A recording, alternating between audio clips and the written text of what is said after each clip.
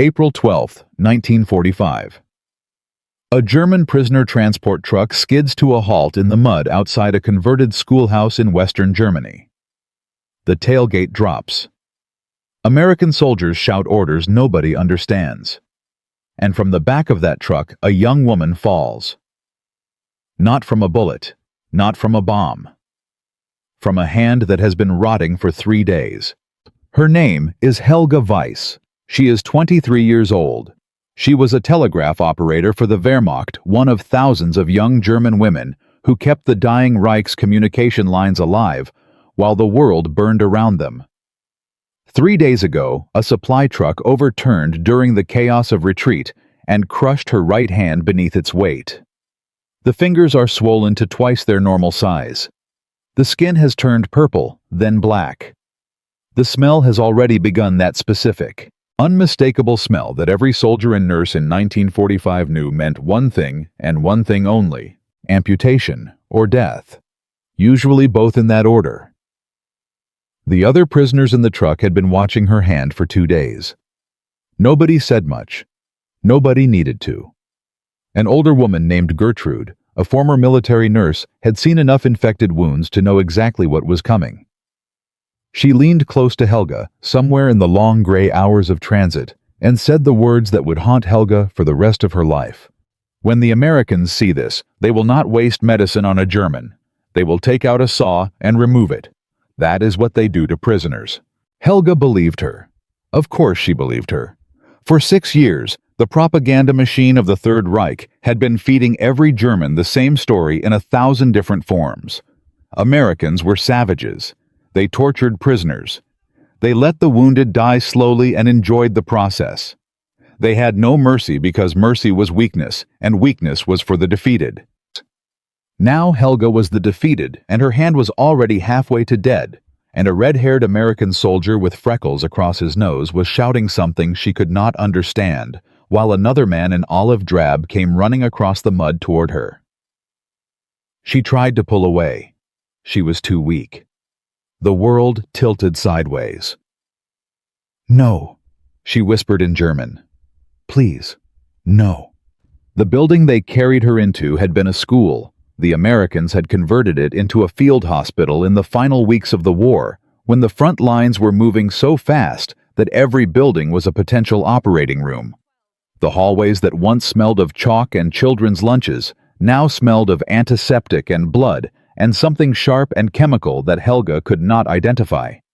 Wounded men lay on cots and stretchers and improvised beds. She looked at their uniforms as they carried her past. American soldiers, German soldiers, lying side by side, being treated the same. She thought it was a trick. It had to be a trick. A nurse with brown hair pulled back in a tight bun appeared beside her and began unwrapping the makeshift bandage from Helga's hand. The nurse's face was professional calm, almost serene, right up until the moment the bandage came free. For just a fraction of a second, the nurse's expression faltered. Then she called across the room, her voice carrying the specific urgency that medical professionals use when they need to communicate danger without causing panic. More people gathered. Helga watched their faces and tried to read what she saw there. Concern, consultation, the shaking of heads. A doctor leaned over her hand with a furrowed brow, pressed gently on her fingers, pulled back, spoke rapidly to a colleague. They are deciding, Helga thought. Her tears began before she could stop them. They are deciding how much of it to take. She was wrong, but she would not know that for another 4 hours. They moved her to a smaller room. Brighter lights. A metal table lined with surgical instruments that caught the light and sent it scattering across the ceiling. An assistant fitted a tall man in a white coat with surgical gloves. The man looked down at Helga with tired eyes that were serious but not cruel, the eyes of someone who had been working for 12 hours and intended to keep working. His name was Captain James Morrison. He was a surgeon. He was 42 years old.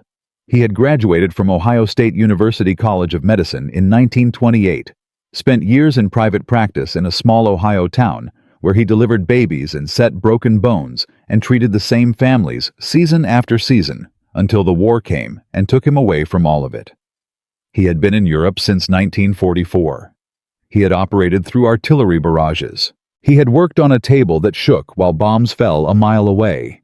He had lost count of how many hands he had saved and how many he had not been able to save, and how many of those failures still visited him in the 3 hours between midnight and dawn when sleep would not come. He was examining Helga's hand with a magnifying glass when a German prisoner was brought into the room. The prisoner's left arm was in a sling. His name was Corporal Werner Hoffmann. Before the war, he had been a professor of English literature at a university in Munich. The Americans had discovered his language skills weeks earlier and put him to work as a translator. "They are going to amputate," Helga said the moment she heard German coming from his mouth. "Tell them I do not want them to. Tell them I would rather die." Werner Hoffmann shook his head slowly. "They are not going to amputate," he said. "That is what I came to tell you." Helga stared at him. The words made no grammatical sense to her even in her own language. She understood each individual word. She could not make them form a coherent reality. "The infection is bad." Werner continued watching Captain Morrison across the room. "He is not deceiving you about that. The surgery will be difficult. It may take many hours. There is a possibility that he will have to amputate if things go wrong. But he wants to try to save it. He says he will not give up on your hand unless he has absolutely no other choice." The silence in the room lasted a long time. "Why?" Helga finally asked.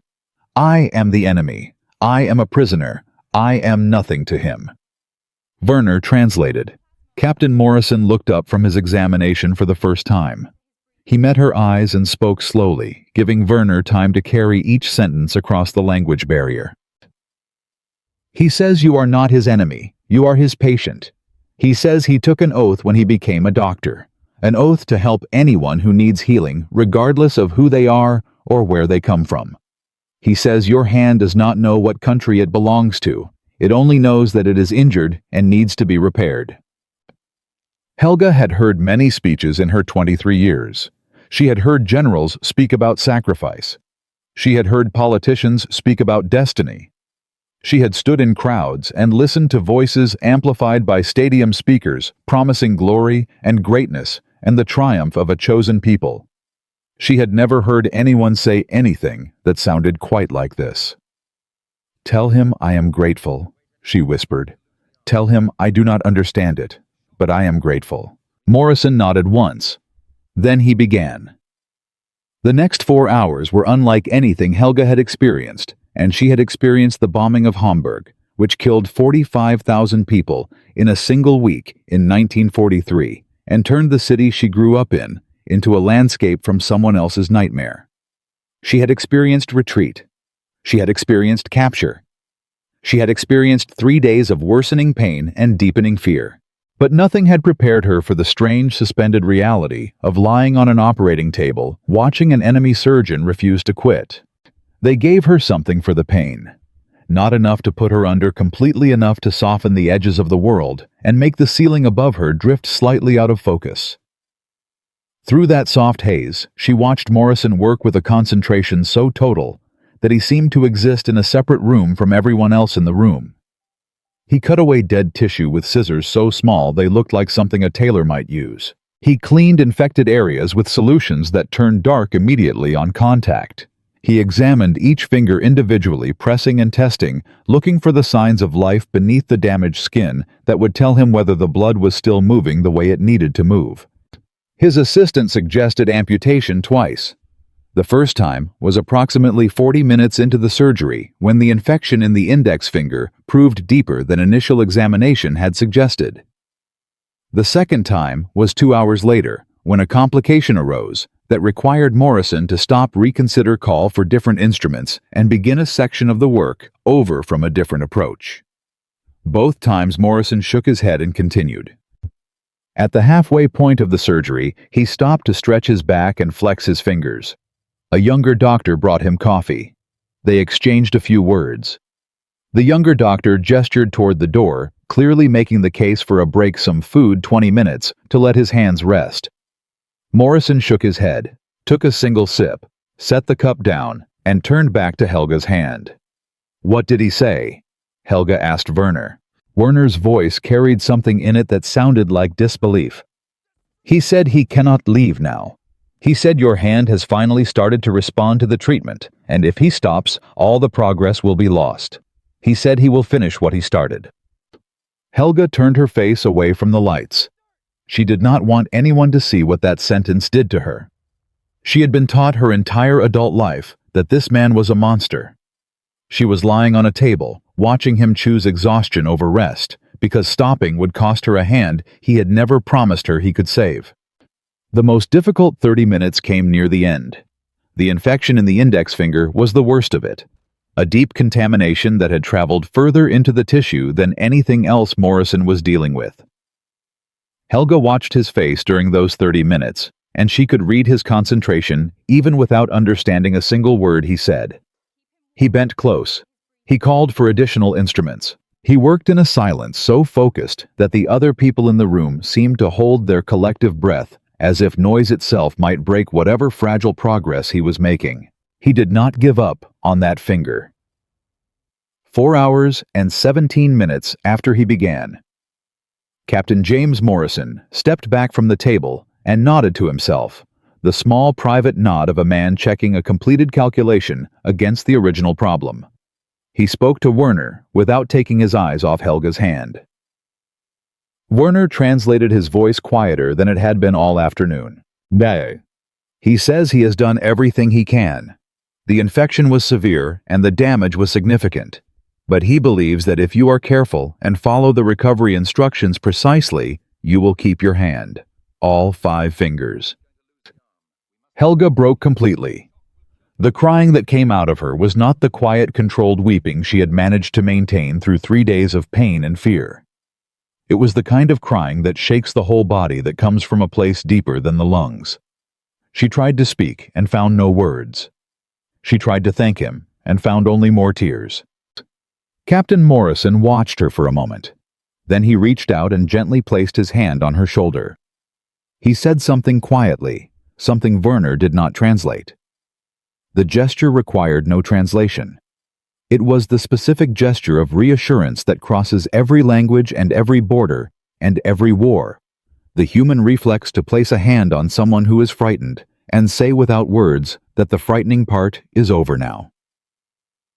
Then he turned and walked out of the operating room. Helga lay there staring at her bandaged hand in the bright lights. She thought about the woman on the transport truck, the one who had told her the Americans would bring out a saw. She thought about 6 years of being told exactly what kind of people were on the other side of the war. She thought about every speech, every poster, every radio broadcast that had built the careful architecture of who the enemy was supposed to be. And she looked at the door that James Morrison had just walked through, back toward the wards, back toward the next patient, back toward the work that never seemed to end. She did not have a word yet for what she was feeling. She would spend the next several weeks in that hospital's recovery ward, finding the words, watching American nurses learn German phrases to make her smile. Eating food she had not tasted in years, lying awake in clean sheets, trying to understand how everything she believed could be so completely, so undeniably, so irreversibly wrong. But that understanding would take time. But for now, she simply lay still. She flexed the fingers of her injured hand very slowly, feeling them respond. All 5 of them. Outside, it was April 1945. Germany had perhaps 3 weeks left. The Reich that was supposed to last 1,000 years was down to its final days, and somewhere in a field hospital that used to be a school, a young woman who had been told the enemy would destroy her was beginning to understand that the enemy had just saved her. She did not know yet what to do with that. She did not know yet that she would spend the next 64 years trying to pass it on. Helga Weiss arrived at an American field hospital in April 1945 with a hand that smelled like death. A surgeon named James Morrison spent 4 hours refusing to amputate it. He saved every finger. He saved the hand of an enemy prisoner when he had every reason, every military justification, every practical argument to simply take out a saw and be done with it in 20 minutes. That was where we left her. Lying on a recovery ward cot, staring at a bandaged hand she still could not quite believe was attached to her body. But Helga's story does not end in that operating room. What came next was harder in a different way. Not the physical kind of hard. The kind of hard that happens inside a person when everything they were built to believe turns out to be wrong. And before that transformation could complete itself, the war had one more surprise waiting. Germany surrendered on May 8, 1945. Not a dramatic battlefield surrender. Not a single moment of guns going silent across 1,000 miles of front. It was paperwork. Signatures in a room in Reims, France, followed by signatures in a room in Berlin, and then the news traveling outward in every direction, like a stone dropped into still water. The ripples reached the converted schoolhouse field hospital in Western Germany sometime after midnight, and by morning the entire building knew. Helga was 3 weeks post-surgery when it happened. She was sitting in the recovery ward, practicing the finger exercises Captain Morrison had prescribed, slowly curling and uncurling her healing hand, when she heard the noise begin in the hallway. Not the noise of emergency, not the controlled urgency of incoming casualties. Something different. Someone was laughing. Someone else was shouting in English the same word over and over, a word she had not yet learned. Getting. Werner Hoffmann appeared in the doorway. His thin face was flushed. His eyes were bright behind his wire-rimmed glasses in a way she had not seen before. "The war is over," he said. "Germany has surrendered. It is finished." Helga stared at him for a long time. She had spent her entire adult life inside a war. She had been 17 when it started. She was 23 now, and it was over, and she did not know what to do with that information. Relief came, yes. A specific physical sensation of something releasing in her chest that had been held tight for years. But underneath the relief was something else, something larger and harder to name. It was like standing at the edge of a landscape she had never seen before, and understanding that she had to walk out into it whether she was ready or not. And the Americans celebrated that night. Music came from somewhere, a radio tuned to a station that played things with a rhythm and brightness that seemed to belong to a different world than the one Helga had been living in. The nurses moved through the wards with small cups of wine, offering them to everyone, including the German prisoners, which was the kind of thing that kept happening in that hospital, the kind of thing Helga kept expecting to stop, and that never did. The red-haired nurse, whose name was Sarah, pressed a cup into Helga's good hand and said something. Helga had been picking up English words for 3 weeks, collecting them one at a time, the way you collect stones from a riverbed. She caught 2 of them clearly. Peace. Madness. To peace. To the end of all this madness. Helga drank the wine. It was slightly warm and sweeter than she expected, and it tasted like the end of something so enormous she could not see its edges. Later that night, long after the celebration had quieted, Captain Morrison came to her room. He was not celebrating. He sat down in the chair beside her bed, with the specific exhaustion of someone who has been carrying something heavy for a very long time, and has not yet figured out how to put it down. He had been a surgeon in a war. He had done things in those operating rooms that would stay with him in ways she could not fully imagine from her side of the table. Werner was not there to translate. That seemed right somehow.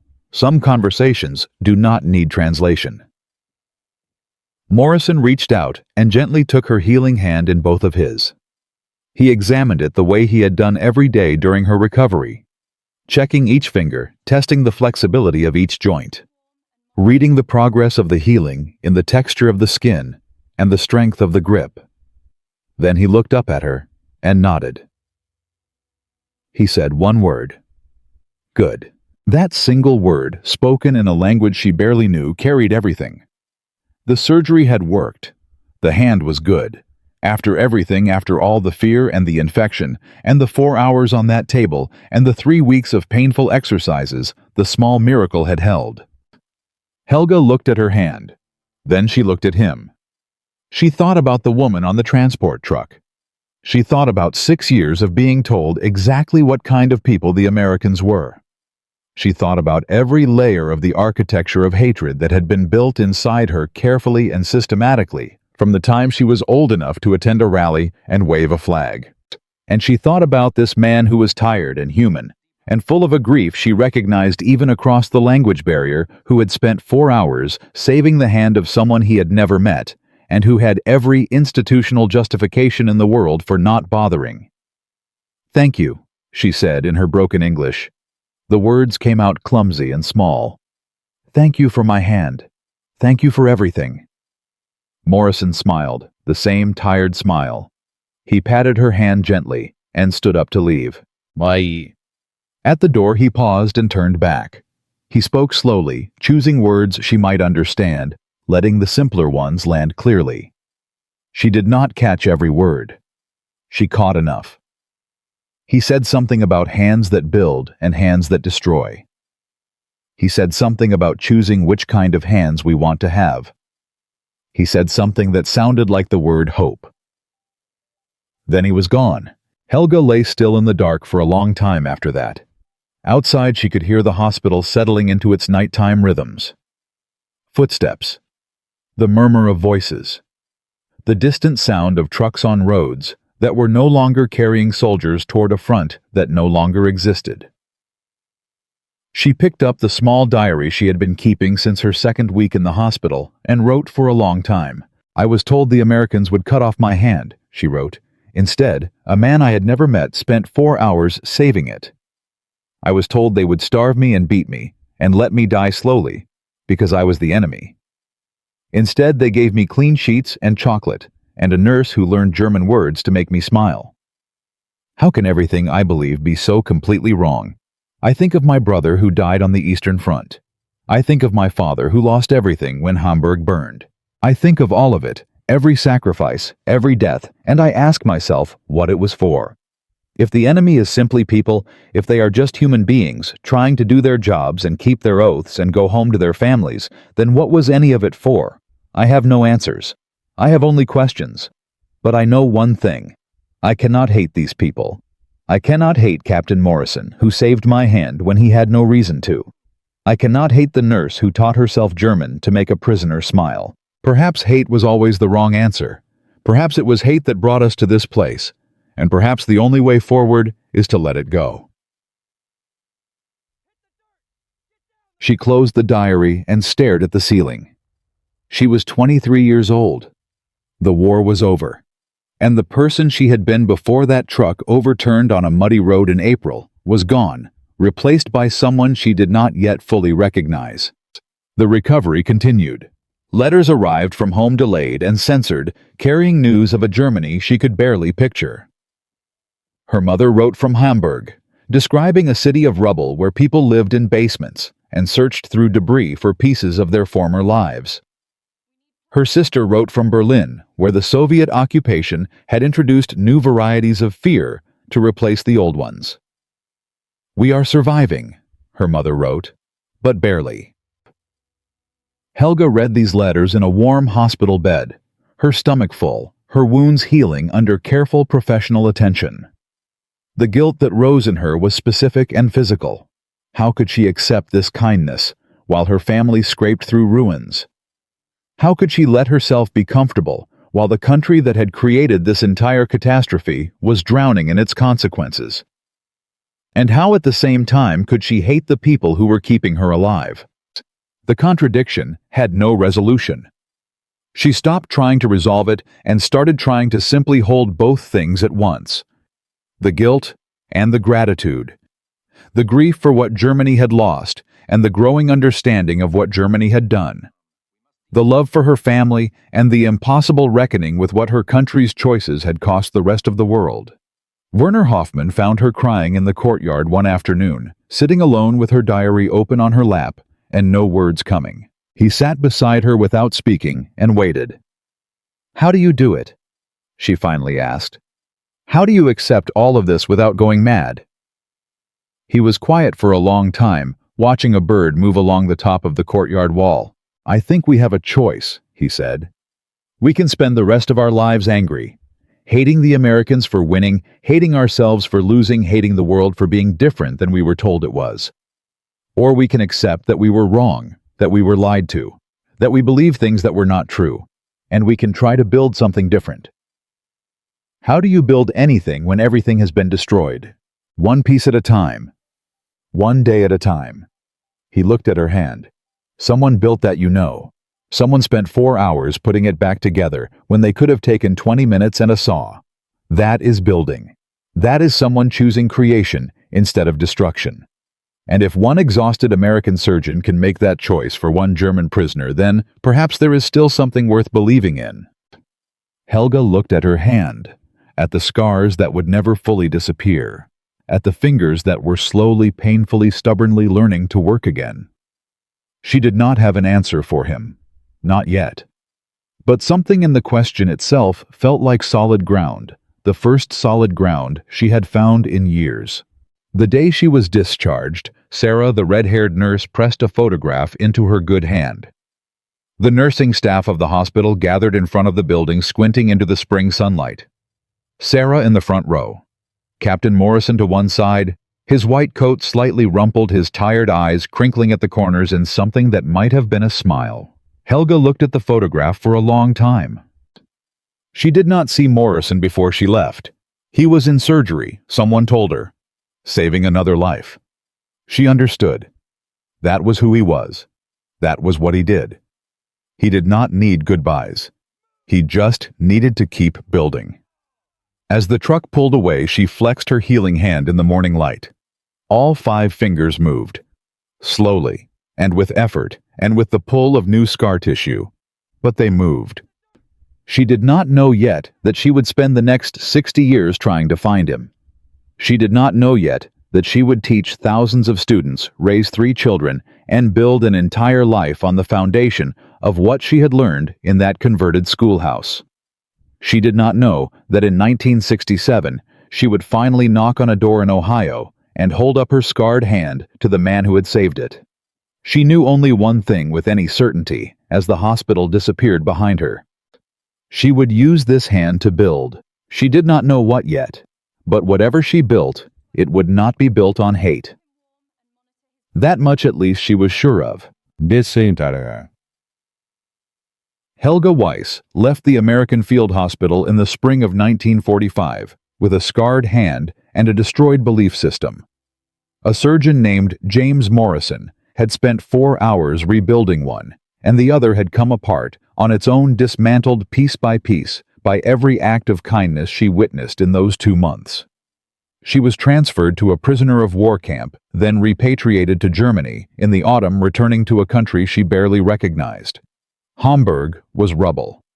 Her childhood was ash, and the woman who stepped off the transport and back onto German soil was not the same woman who had been loaded onto a Wehrmacht truck 14 months earlier. Oh, but we left something unfinished. We left a question hanging in the air above that recovery ward. What happens to a person who learns that everything they were taught is wrong? Not in an abstract philosophical sense. In the specific, concrete, daily sense of having to build a life on ground that turned out to be completely different from the ground they thought they were standing on. That question took 64 years to answer fully. And the answer, when it finally came, arrived on a porch in Ohio on a summer afternoon in 1967. Germany in the autumn of 1945 was not a country. It was a geographic area where approximately 65 million people were trying to figure out how to survive the consequences of choices that most of them had either actively supported, passively accepted, or been too frightened to oppose. The infrastructure was gone. The government was gone. The economy was a theoretical concept. In Hamburg, Helga's mother had aged 2 decades in 5 years. The house where Helga had grown up existed only as a foundation and a memory. The church where she had been baptized was a burned shell. The school where she had learned to read was rubble. They survived as people do, one day at a time, and then 1 week at a time, until survival became something closer to living. Helga found work almost immediately, and the work she found was a direct consequence of what had happened to her in that converted schoolhouse. She spoke English now. Not fluently, not yet, but enough. Enough to serve as a translator between American occupation officials and German civilians who needed to understand each other and could not. She became a bridge, which is a thing she would spend the rest of her life being in one form or another. The work was strange and sometimes painful. She sat in rooms where American administrators explained policies to German citizens who had not yet absorbed the scale of what their country had done, and she translated the words in both directions and watched the comprehension move slowly across faces on both sides. She was good at it. Not just the language part, the human part. She understood both sides of the table in a way that most translators did not, because she had sat on both sides of a different table not long ago and had watched an exhausted American surgeon choose to build something instead of cutting it away. In 1948, she married Friedrich, a former soldier, who had spent 2 years as a prisoner of the British in a camp in England. He was a quiet man with a dry sense of humor and eyes that had seen things he did not talk about. But he understood her in a way that required no explanation because he had been through his own version of the same dismantling.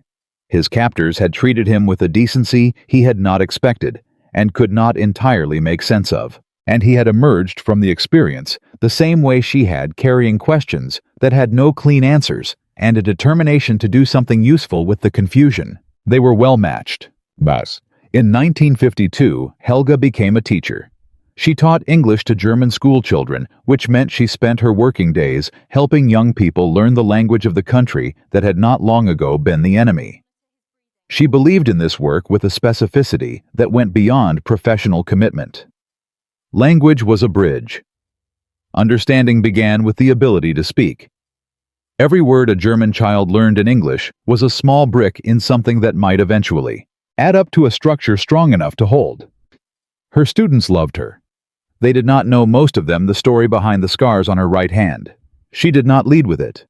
But sometimes when a student struggled with the purpose of the exercise, when the grammar felt pointless, and the vocabulary felt arbitrary, and the whole project of learning a foreign language seemed like a waste of effort that could be spent on something more immediately useful, Helga would tell them a version of the story.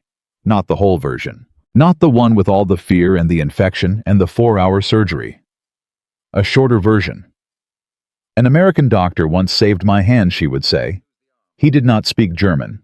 I did not speak English. But he saved it anyway. Imagine what we might have been able to say to each other if we had shared a language.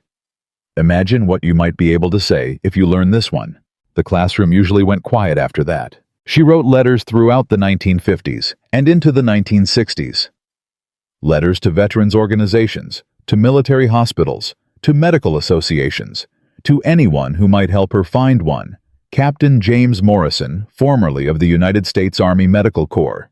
Last known location, a field hospital in Western Germany. April 1945. The letters mostly went unanswered. Some came back with polite regrets. One came back with a name that turned out to belong to a different Morrison entirely. A dentist from Connecticut who had never been to Germany. She did not stop writing.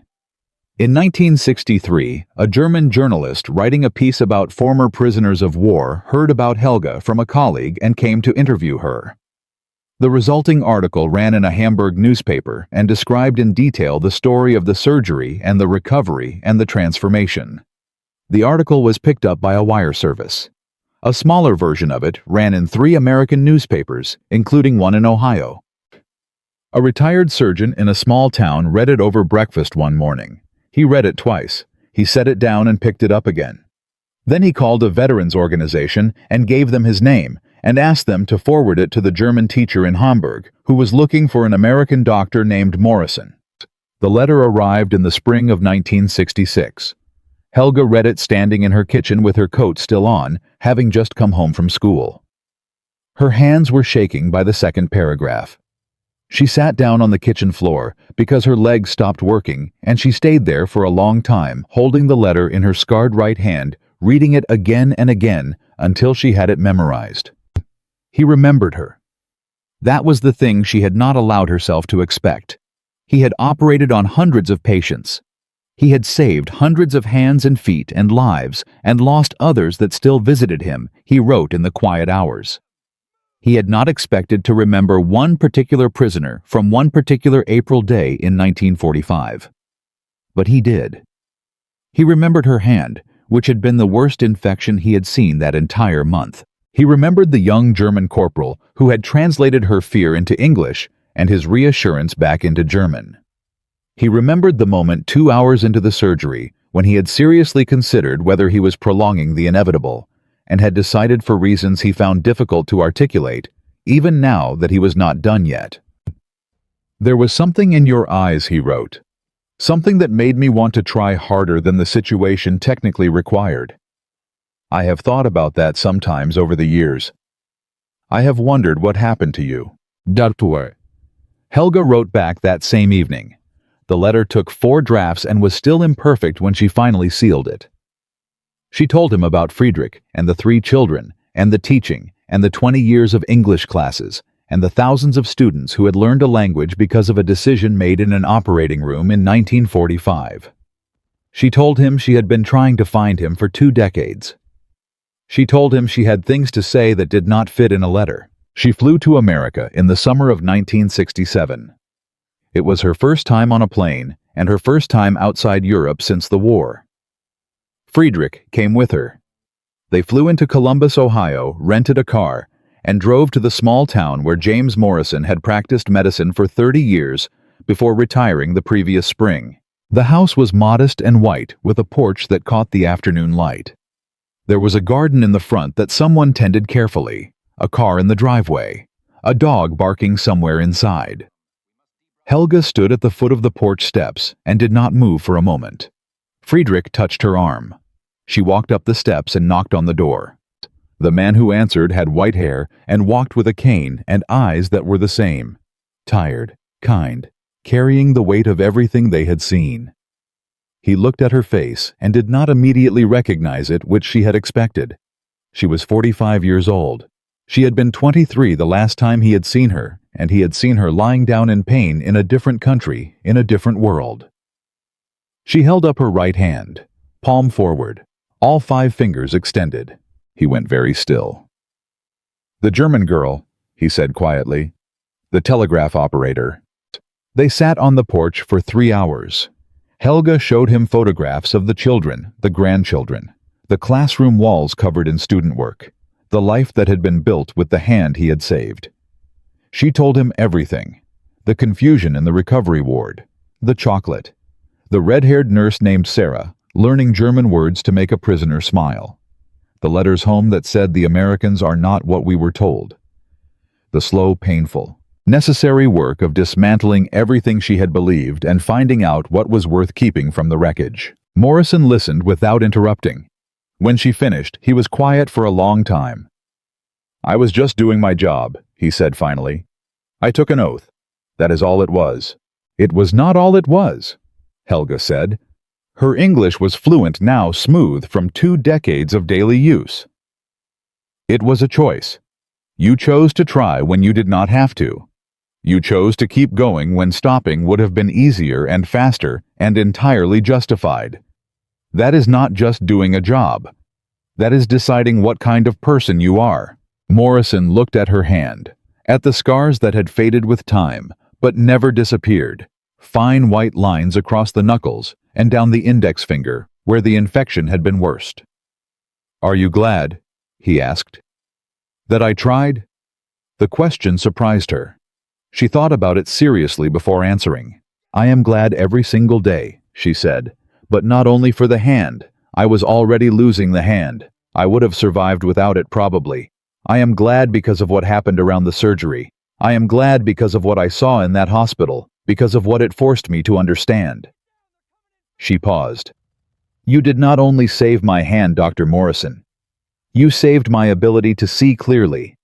And I have spent 20 years trying to give that to other people." Morrison reached out and took her hand in both of his, the same gesture he had made the night the war ended on the chair beside her bed in the recovery ward. The healer and the healed. 2 people from opposite sides of a catastrophe, sitting in the summer light on a porch in Ohio, connected by 4 hours in an operating room, and everything that had grown from those 4 hours in the 22 years since. "That is all any of us can do," he said. "Try to build more than we destroy. Try to leave it a little better." They stayed until the sun went down. Friedrich and Morrison's wife brought out food, and the conversation moved and widened, and became something larger than any of them had expected when the day began. Before Helga left, Morrison asked her to send him one of her lesson plans. He wanted to see, he said, what an English class looked like when it was taught by someone who had learned the language that way. Bien. She sent him the lesson plan the following month. He wrote back.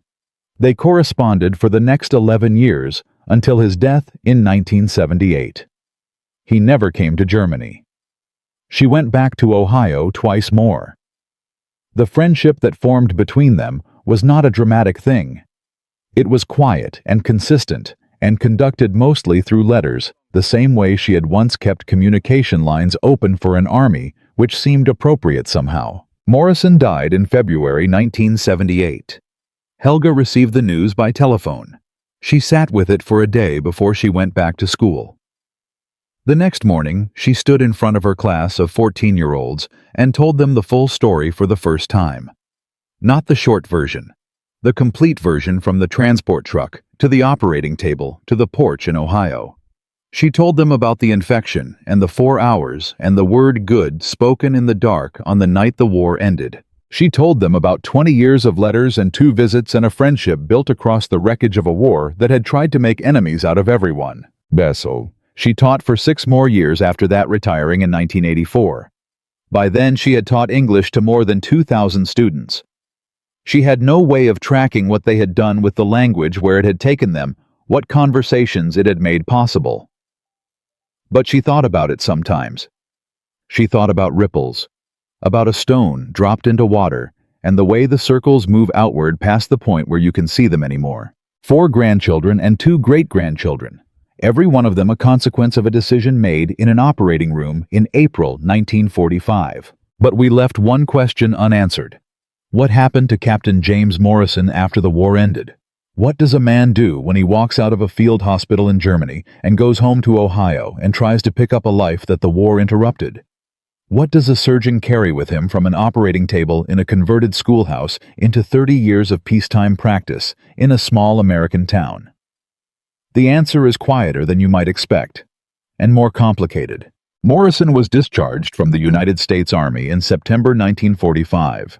He received the standard commendations given to medical officers who had served in the European theater: a Bronze Star for meritorious service, a letter of commendation from his commanding officer citing his work during the final months of the campaign. He folded these documents into a box, put the box in a closet, and went back to Ohio. He went back to the same practice he had left in 1942. The same families, the same office, the same rounds of deliveries and fractures and flu seasons, and the slow accumulation of ordinary medicine that makes up most of a doctor's working life. The town had changed while he was gone. Some of the men who had left with him had not come back. The ones who did come back had changed in ways that were sometimes visible and sometimes not. Morrison fit back into the community the way a piece of furniture fits back into a room, after being moved a little different in the light, a little different in the space it occupied, but recognizably itself. He did not talk about the war much. This was not unusual for men of his generation. It was the dominant mode.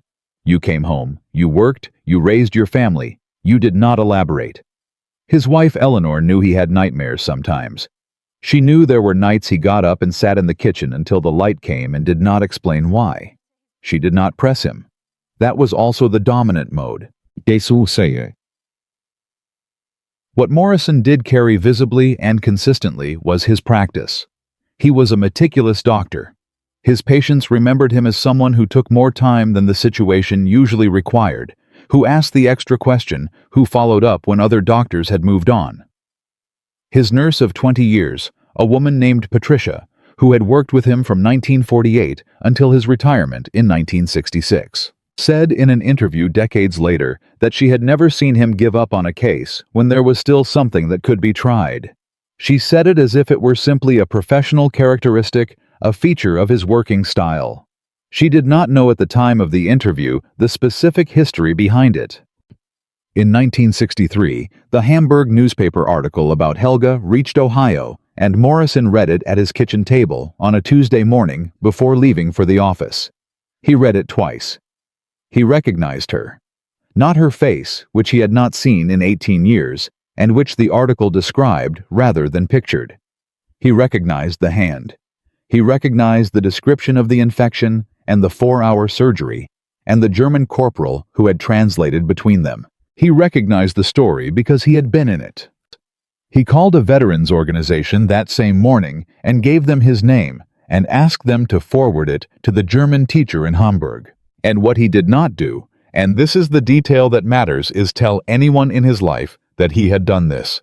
Not Eleanor, not Patricia, not his children who were teenagers by then and largely unaware that their father had a history that included converting schoolhouses into operating theaters and refusing to amputate the hands of enemy prisoners.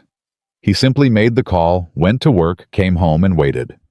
The letter from Helga arrived 8 months later. He read it at the kitchen table, the same place he had read the newspaper article, and when Eleanor came in to ask about dinner, he said he needed a few minutes, and she left him alone. He sat there for a long time. Then he wrote back. Their correspondence lasted 11 years. 11 years of letters moving between Ohio and Hamburg, between a retired surgeon and a working teacher, between two people who had met once under extraordinary circumstances, and discovered through the slower medium of written language that they had something genuine to say to each other. Morrison was not an expressive man by nature. His letters were careful and somewhat formal in their structure, the letters of someone who chose words deliberately and did not use two where one would serve. But they were consistent. Every letter Helga sent received a reply. Every question she asked was answered honestly, including the hard ones. She asked him once whether he had doubted himself in the operating room, whether there had been a moment when he had genuinely considered stopping. He wrote back, yes, twice. The first time was at about 40 minutes when the infection in the index finger proved deeper than I had estimated, and the second time was at roughly 2 hours when a complication arose that required me to restart a section of the work. Both times I stopped and assessed and decided to continue. I cannot give you a precise clinical reason for either decision. What I can tell you is that stopping felt wrong in a way that was not purely medical. It felt wrong in the way that leaving a sentence unfinished feels wrong. I had started something. It seemed important to complete it. Helga kept this letter separate from the others. She read it many times over the years. Morrison died on February 14, 1978. He was 75 years old. He had been ill for 6 months. Helga received the news by telephone from Eleanor, who had found her number in Morrison's address book and called Germany from Ohio because she felt someone should tell her. Eleanor had read the letters, though Morrison had not asked her to, and had not explicitly asked her not to. She knew who Helga was. She thought she deserved to know. Helga flew to Ohio for the funeral. She sat in the back of a church in a small Ohio town and listened to a minister describe a man she had known from a specific angle that none of the other people in that room had ever seen. Afterward, at the reception, Eleanor took her hand and held it for a long time without speaking. It was the scarred one, the right one, the one with the white lines across the knuckles. Eleanor looked at it the way you look at something when you finally understand what it means. He was glad he tried, Eleanor said. He told me that after you visited. He said it was one of the things he was most glad of. That is the personal story. The story of two ordinary people, a surgeon and a telegraph operator who met in a catastrophe and maintained a friendship across a language barrier and an ocean for 11 years, and then said goodbye in the way that people eventually say goodbye when one of them dies first. But there is another layer to this story, and it is the layer that extends past both of them into something larger. James Morrison treated by his own records more than 300 German prisoners of war during the final months of the European campaign. He was not unique in this. American military medical doctrine in World War II explicitly required that wounded prisoners receive the same standard of care as Allied soldiers. The Geneva Conventions demanded it. Military regulations enforced it. The institutional framework was there. What the regulations could not enforce was the spirit behind the application. They could require treatment. They could not require the extra 45 minutes on an index finger that was probably going to be lost anyway. They could not require a surgeon to turn down a cup of coffee because the patient's hand had finally started to respond, and stopping now would lose the progress. Those decisions existed in a space that regulations do not reach, the space where a person decides in real time, under real exhaustion, what kind of doctor they are going to be. Morrison made those decisions consistently. His records show that of the German patients he treated, he achieved an amputation rate significantly below the field hospital average for comparable injuries. This is a statistic that appears in no commendation and no history book, and was assembled decades later by a medical historian who stumbled across his records while researching something else entirely. It is a statistic that means in plain language that more people kept their limbs because of how he worked than they would have kept under average care. Not because of heroism, because of stubbornness and precision and an unwillingness to accept the easier answer when a harder one was still available. The broader pattern of which Morrison was one example had consequences that outlasted the war. The systematic treatment of prisoners by American medical personnel in World War II was documented by German medical authorities during the post-war period and cited specifically in early discussions around the expansion of the Geneva Conventions. The 1949 revision of the conventions, which significantly strengthened protections for prisoners of war and civilian populations, was shaped in part by documented evidence of what had happened when those protections were honored and what had happened when they were not. The contrast was available in the records. The records were used. Bandi. This is how institutional change actually works. Not through single dramatic moments, but through the accumulation of individual decisions that create a pattern. And the pattern becomes evidence, and the evidence becomes policy. And the policy travels forward through time into situations that the original decision-makers never imagined. Morrison did not know any of this. He was in Ohio delivering babies and setting broken bones. He did not know that his records would eventually contribute in a small and indirect way to international law. He would probably have been embarrassed by the suggestion. He was just doing his job, he would have said, and he would have meant it. Now for the detail that most people who know this story do not know. When Helga visited Morrison in Ohio in 1967, she brought him something. She had been carrying it for 22 years since the day she left the hospital, and the red-haired nurse named Sarah pressed a photograph into her hand. The photograph of the hospital staff gathered in front of the converted schoolhouse, squinting into the spring light. She had made a copy of the photograph before she left Hamburg. She brought the original to Ohio and gave it to Morrison. He looked at it for a long time. He identified people by name. People Helga had known only by face or by the color of their hair. The assistant who had suggested amputation twice and been overruled twice. The young doctor who had brought the coffee. Sarah, whose full name was Sarah Calloway, and who had become a pediatric nurse in Boston after the war, and whom Morrison had not spoken to in 15 years. Morrison put the photograph on the shelf in his study. It stayed there until he died. When Eleanor was clearing out the study afterward, she found it, and recognized Helga in it, younger and thinner and recently out of surgery, but recognizably her. Eleanor kept the photograph. When she died in 1991, it passed to her daughter who kept it. The daughter, a woman named Carol who lives in Columbus, still has it.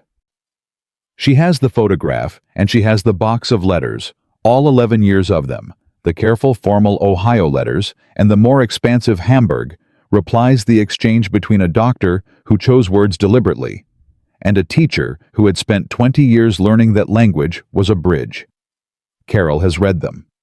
She says they are unlike anything she expected from her father, not because they reveal a different person than the one she knew, but because they show the same person in a different light. The same deliberateness, the same economy of language. But underneath it, something that did not often surface in daily life. A person thinking carefully about what it means to do something right when doing it wrong would have been faster and easier and equally justifiable. Helga Weiss arrived at an American field hospital in April 1945, believing that the enemy would destroy her. She left 2 months later, carrying the beginning of an understanding that would take the rest of her life to complete. She taught 2,000 students. She raised 3 children who taught their children something about how to see the people on the other side of whatever line currently divides the world. She found the man who saved her hand and told him what it had grown into, and he sat on a porch in Ohio and listened and said I was just doing my job and meant it and was wrong about it in the most important possible way. He was not just doing his job. He was deciding in the specific exhausted moment of a 4-hour surgery on a Tuesday in April 1945 what kind of person he was going to be. And that decision traveled outward from that operating room in ways he never traced and never knew about, through a teacher and her students and her children, and the 11 years of letters in a box in Columbus, Ohio, through the slow institutional processes that turn individual choices into policy and policy into law, through every classroom where a student learned a language because a woman with scars on her right hand told them it was worth learning. The ripples are still moving. That is why this story is worth telling. Not because it is exceptional, because it is not. Because it is the story of 2 ordinary people, a surgeon from Ohio and a telegraph operator from Hamburg, who were placed by a war into an extraordinary situation and responded to it by being as clearly and as stubbornly as they could manage human. One person making one choice, refusing to stop when stopping, would have been easier. That is all it takes to send something out into the world that travels further than you will ever see. They told her they would cut off her hand. They saved it instead. And what grew from that saved hand is still growing.